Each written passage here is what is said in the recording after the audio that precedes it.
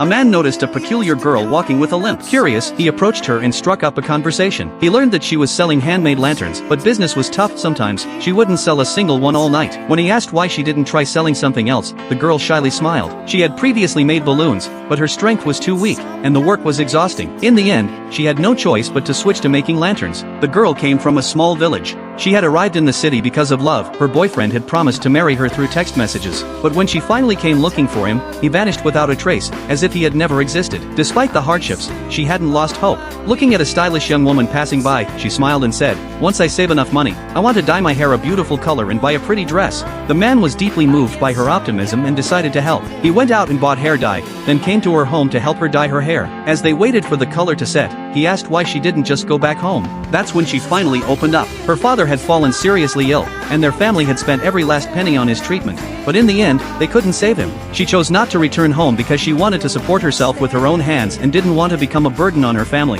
especially her mother. When her hair was done, she looked in the mirror and smiled brightly. "I look so pretty," she said. Seeing her joy, the man took her to a shopping mall and helped her pick out a beautiful outfit. That evening, as light rain began to fall, the girl once again set off to sell her lanterns. Perhaps her body was not perfect, but her spirit was stronger than most. May she be blessed with happiness in the days to come.